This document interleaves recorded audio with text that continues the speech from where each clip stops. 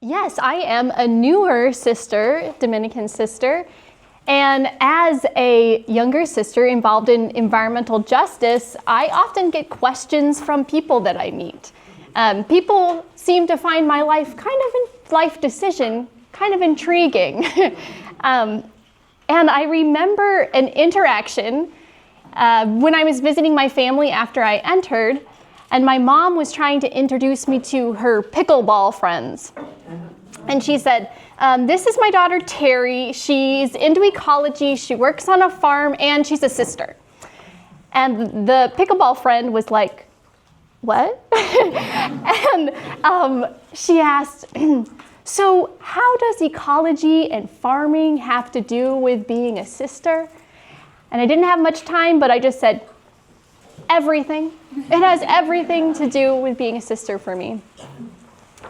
So in 2022, the Dominican Sisters of Peace developed direction statements that sounds like you've spent some time with, that guide how to live our lives.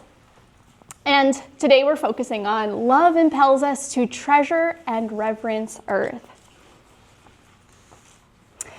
So similar to my mom's pickleball friend, you might ask, how does treasuring and reverencing earth have to do with Dominican sisters? And since I have more time with you all than that pickleball friend, I will go into more detail about that.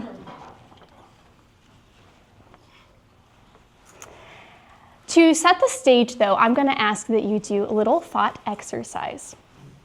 So I invite you, just for a moment, to call to mind a natural place. Maybe a place that holds special significance to you. If it helps you to soften your gaze or close your eyes to do this, you're invited to. This might be a space that you love. Maybe a place that you experienced beauty or connection. Or maybe even a suggestion that there is something bigger than ourselves present. Where is that place for you? And picture it. Just take a moment to picture it.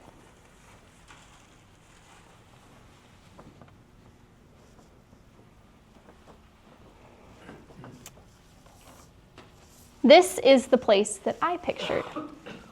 This is Heartland Farm. It's one of the ecology centers of the Dominican Sisters of Peace in Kansas.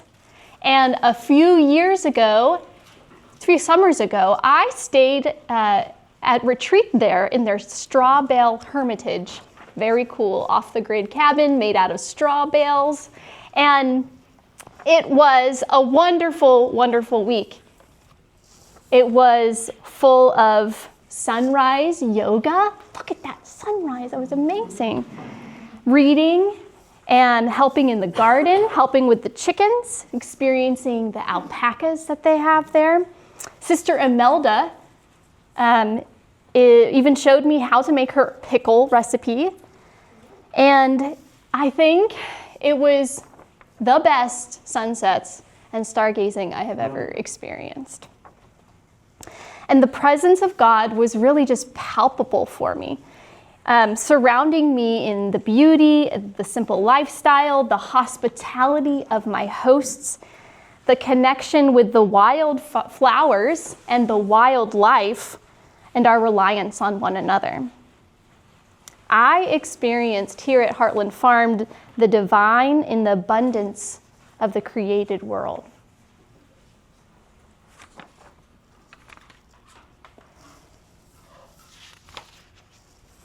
So what does treasuring and reverencing earth have to do with Dominican sisters?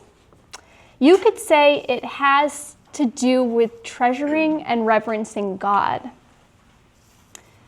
When you and I all recall places like these, moments like these experiences that are profound, we might get a glimmer or glimpse of who God is.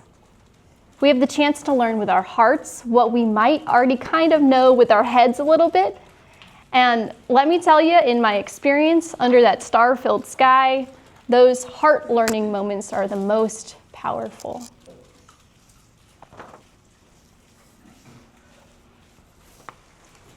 So in these moments, we come to know that earth is sacred.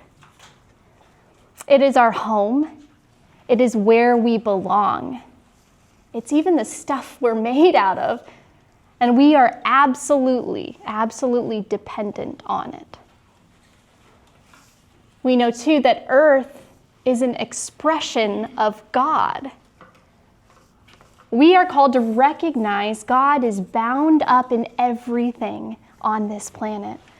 We're called to live as though we believe that the earth is the body of God. Whoa. In the incarnation, when God became human in Jesus, God entered into matter and declared it as beloved or good.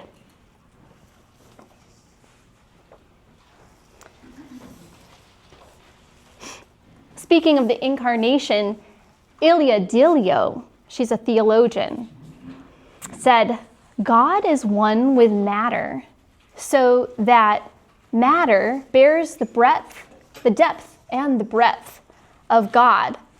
The quote continues, within it, God bears the depth and breadth of God within it without absorbing God or collapsing God into it. So, matter holds the wholeness of God somehow without containing God. So the scriptures often describe divine presence in images that don't have a definite shape, like blowing wind or burning flame or moving waters. And if you think about it, none of these elements have a defined shape, but they encompass and permeate all the other things without losing their essence. Water, for example, can fill, surround, and permeate other created things while still being water. And divine presence has been scripturally described like that. So I want to clear the air. I'm not talking about pantheism here. I'm not saying the trees are God or the dirt is God, but I am claiming that God's presence is in all created things, including the microbes of this prairie soil. And this is an idea that I've just been chewing on for years. It's a paradox, and I could spend my whole life on it and still really not understand it fully. I think we all could. That God is separate and also fully present in all that God creates.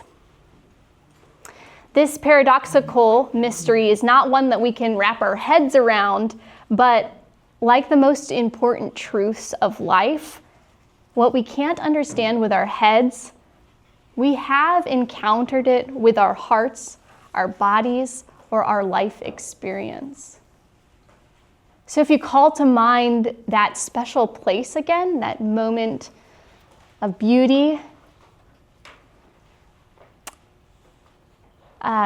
it's hard to explain, but perhaps that experience resounded deep within you beyond words and points to the presence of the divine. So might I suggest that in that place, you encountered earth as the body of God? And if that's true, so what? So what do we do? So earth is the body of God, so what do we do in response to that? We are invited to take that truth and integrate it into every aspect of our lives and society.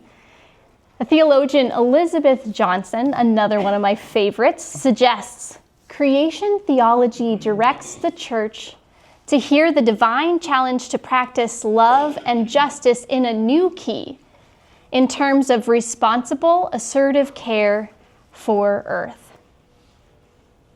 We are invited to step into a wider way of relating, not just to humans, but to all of Earth community, the living and the non-living. So when Jesus says, love your neighbor, we now know that this means human beings and more than human beings. Peoples and prairies and pikas, they're all alike, not things to be used, but neighbors to be cherished and to be in relationship with. Our indigenous brothers and sisters, they actually see the mountains and the rivers and the plants and animals as their relatives, as our relatives. And they see them as our older siblings, in fact, because they came first. So they're our teachers. They're the ones that teach us how to live our lives. So what if we took this way of familial relationship and applied it to how we live, how we make purchasing decisions, how we invest our money, how we eat, how we spend our time? What would it look like if we considered the health of the whole ecosystem when we go to the grocery store? So that includes the laborers, the farming communities, the soil health, the water usage, all when selecting produce.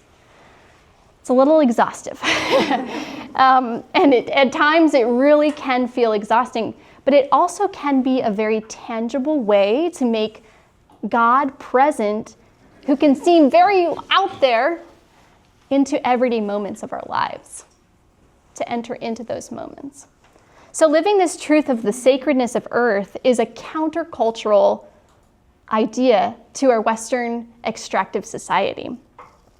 And it might sound a little new agey and tree huggy, but there is actually a rich earth spirituality tradition within the Dominican tradition and within the Catholic Christian faith. So let's talk about Dominic. So St. Dominic de Guzman is the founder of the Order of Preachers, who are known as Dominicans. And he grew up in rural Spain in the 12th century. And when he was young, he would play on the hillsides of the town, next to the town, when he overlooked pastures.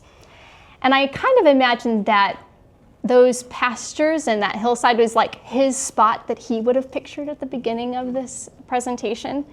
He experienced the divine in all things.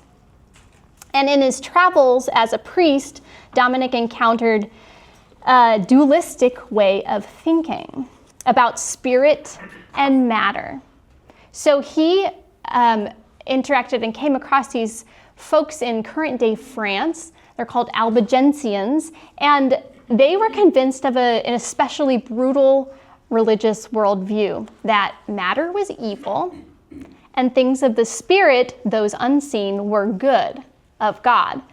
And this translated into a destructive worldview that made basically have them have harsh treatment to their bodies. Marriage was renounced because it brought about more evil, aka children. And the highest act of holiness was suicide, actually. So this was really a problem among the people and the way that they could live their lives. So this is highly contrary to Dominic's worldview of this incarnational theology, that God became human, which is stuff of this earth, and so it is holy. And Dominic saw God in all things and all things in God. He saw this harm that was being perpetuated by the Albigensian worldview, and it strengthened his clarity and articulation on what he considered the truths of the Catholic faith: the goodness of God, creation, the goodness of the incarnation, and redemption. Inspired, he saw the need to preach this truth, the good news that matter matters. Think about that. Matter matters, and matter is good. It is of God. So how does this guide Dominicans today? What does this matter? Well, the truth that matter matters is our heritage, what began the Order of Preachers. Thus, Dominicans have a unique imperative to preach this message. Dominicans are also called to interpret truth and preach it in the light of our time and culture. So Dominic did this. He was known to respond to the needs of the time, which is a mainstay within the Dominican tradition. Even as a young student, he sold his books to feed the poor and to set up a regular provision for the starving.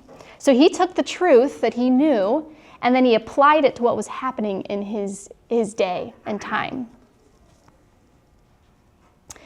I'd like to also point out that the first to join Dominican institution, the first to join Dominic institutionally were the women. So a community of women were begun first. And so I'd like to claim that Dominican women have a specific call to respond to the injustice that degrades all of Earth community. So I'm going to invite you just pause to take all that in. Matter matters. God, Earth is the body of God. Dominican heritage. And just ask yourself a few questions. What's connecting in you? What isn't? Maybe a question that might arise, or feeling, and where is it coming up for you?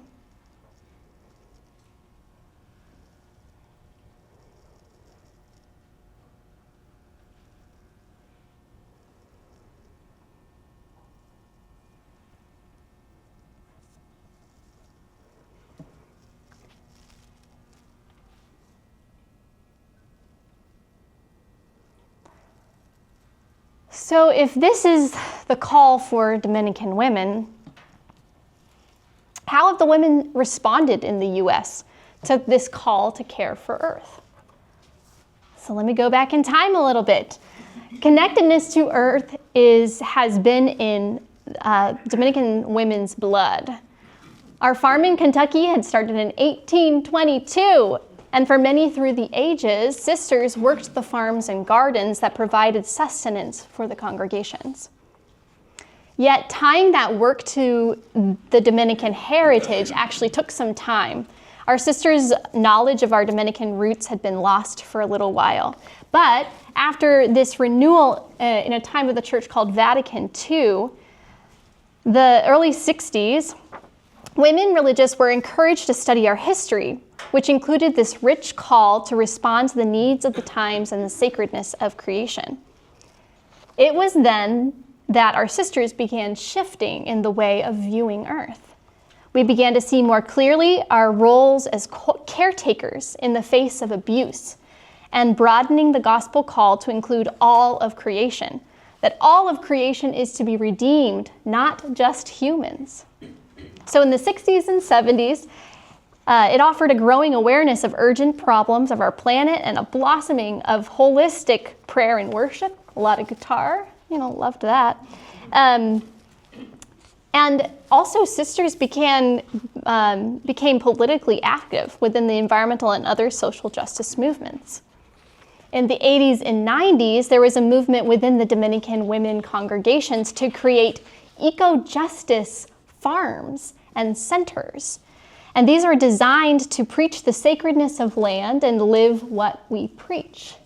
There's some examples of that on the screen there. And we embrace the land as our pulpit to preach the good news of regenerative agriculture, conservation, nature-based art and spirituality, care for soil and plants and animals in addition to humans.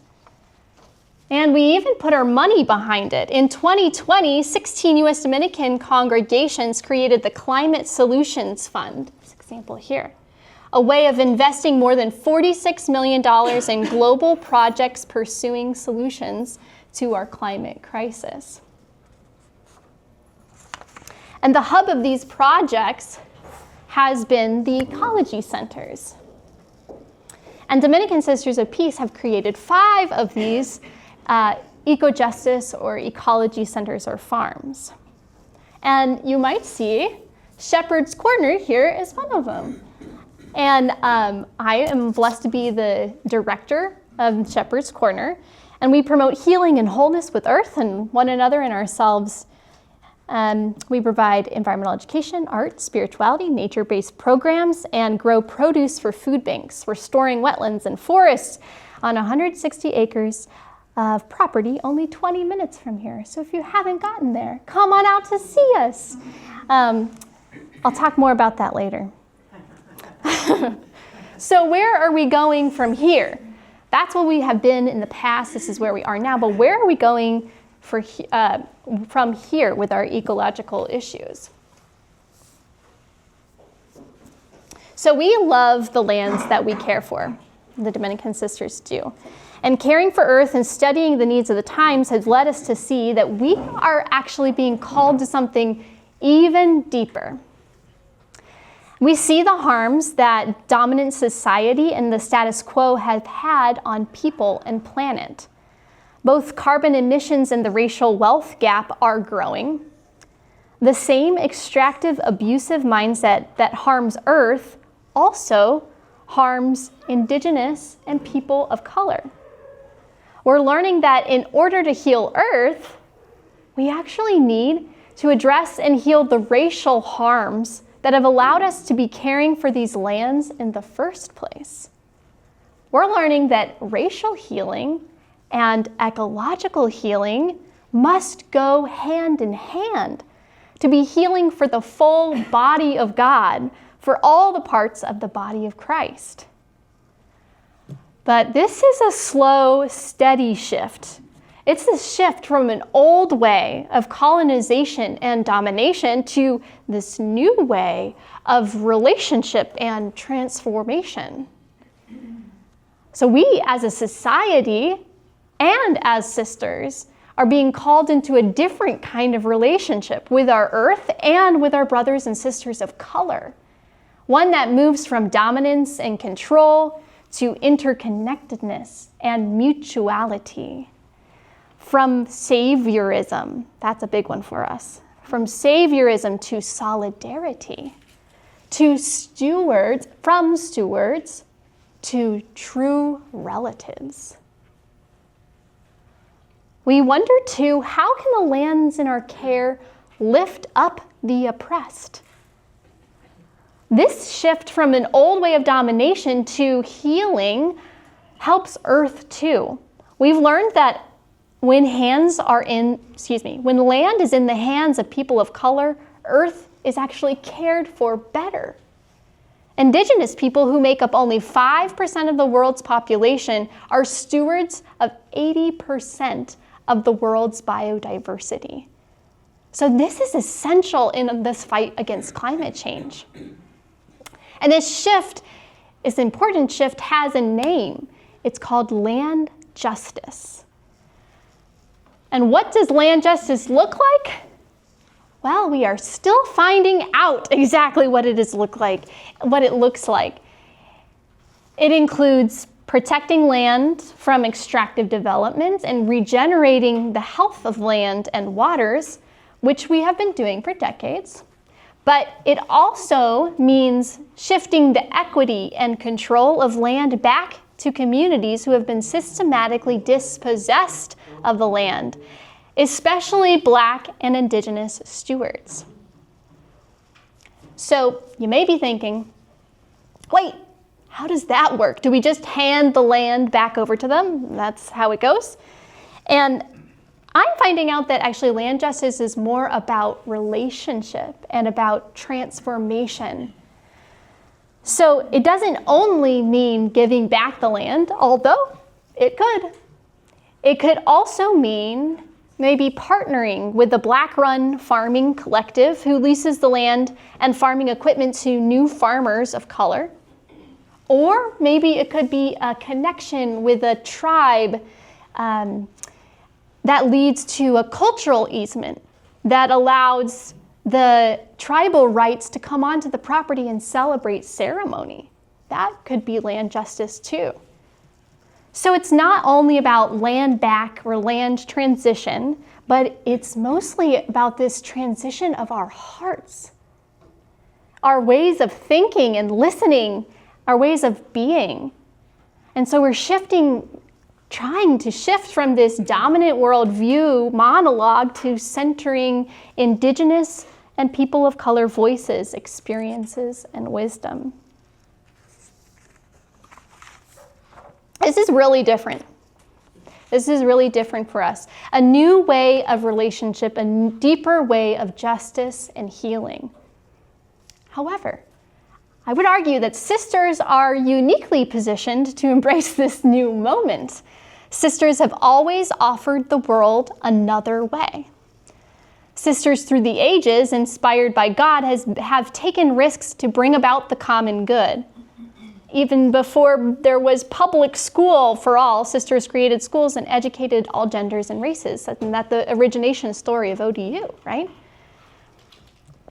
So for hundreds of years, sisters have stepped into that gap between what the world needed and what society provided until the moral compass of humanity caught up.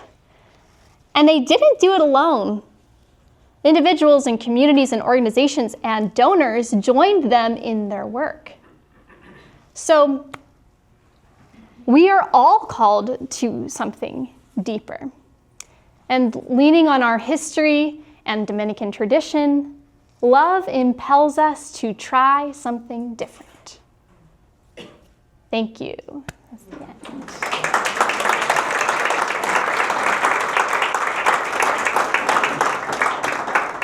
Thank you, Carrie. Wow, a few things to think about. Yeah. And something I thought about not too long ago, I went to Canada, and they were talking about hospitals in Canada. And here in the United States as well, this is true. Back in the 1800s, when there weren't a lot of places for people to be cared for, it was, sisters started a ton of hospitals. Over and over, they were treating the poor and helping the healthcare system. They knew that things had to be, quote, cleaned. And that was another way of the sisters getting into that seam and moving forward. I know, Terry, you'll take at least a couple of questions or a couple of comments. Some of you might just like to comment about what you've heard. So we open it up to I'm curious too, because we're just beginning this journey. So if you know what other questions that we should be asking, that's another thing too. Like, there is collective wisdom in this room, and I'm curious about that as well. Thanks for viewing. There we go.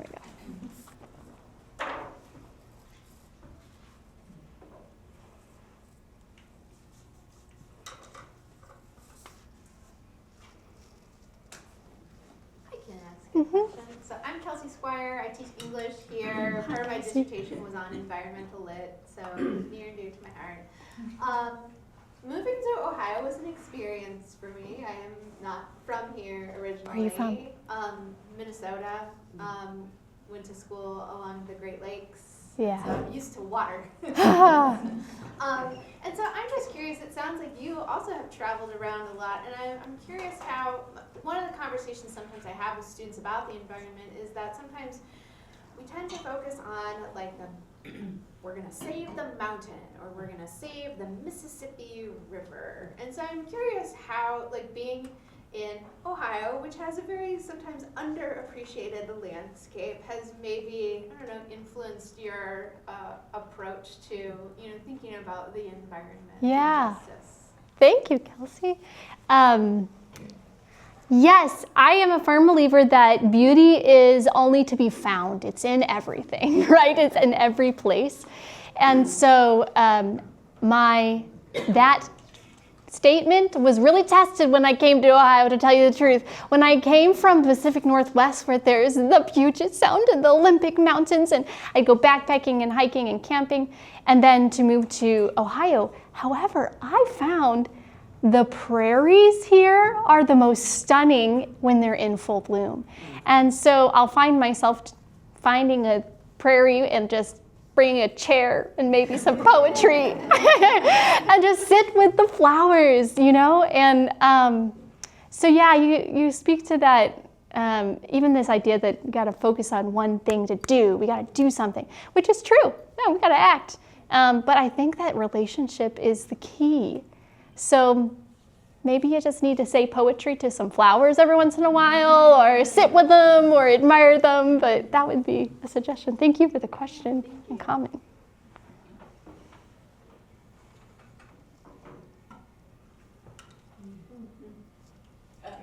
Yes, sorry. I really loved your emphasis on relationship with the earth. I feel like when you asked us to close our eyes and think about a place, Yeah. I've really never thought about places like that before. And because to me, relationships are the foundation of who I am. Whoa. With my family, with my friends, with my church, but I never really thought about the role that the hill in my backyard, the trees, the fruit trees in my neighbors' yards made on my life and those relationships. So I loved that you made me think about my relationship with the earth differently. And I really like, and also thinking about land justice. I just finished a book called The Barn by Wright Thompson, which really explores the theme of all kinds of themes, but it's foundational in terms of racism in our country. Talks about the history and the why behind the murder of Emmett Till. Yeah. And it talks a lot about the land and the persistence of the thoughts and the feelings around that land that really almost created that environment and allows that environment to persist. So it's just really interesting to think about from that perspective, and it's just, like I said, I just finished the book, so it really kind of put it into perspective for my faith as well. So thank you. You're welcome, yeah. That link between racial healing and ecological healing is really a key one, and it's like a new connection for me. You know, my eyes are getting opened to it, and so, yeah, it's where we need to be going and thinking about it, so thank you. Yeah, and your story of thinking about the hill in your backyard or whatever, yeah, I didn't grow up thinking this way. I remember returning to my parents' house and seeing the tree in our backyard that was where we'd climb. My siblings and I would climb to the top and spend a lot of time on, swinging on. And I just went outside to be with that tree and be like, you were with us my whole childhood. You saw this too. This is you're part of the family. So I'm really exposing my tree hugging side. It doesn't normally come out so easily. So thank you for sharing that. Yeah. Thanks, Diane. I want to point out some great resources, two of which happen to be at Shepherd's Corner. So we are we are restoring a wetland. And this has been a years-long process, but we have a Earth Day event that we need your help. We're trying to plant 200 trees and shrubs. And it is also scattered throughout the tables if you need a physical copy. So it's on April 26th, and it's 9 a.m. to noon, and it could be shorter if we have more people. And additionally, we also have a 5K that funds us. So this is a ministry of the Dominican Sisters of Peace. It's completely nonprofit. And we rely on volunteers, and we rely on donations, and people who like to run a 5K or walk a 5K with their stroller and other things. So these are opportunities to be involved. That's in June 7th. I know it's after ODU gets out. And then I want to point out Land Justice Futures is a wonderful place. If you're okay, how do I learn more about this racial healing and land healing? They have excellent resources and even whole classes that you can just log on and access. So landjusticefutures.org is what I would suggest to look into if you're interested. Thank you. Thank you for your time. Thank you for sharing thoughts with me.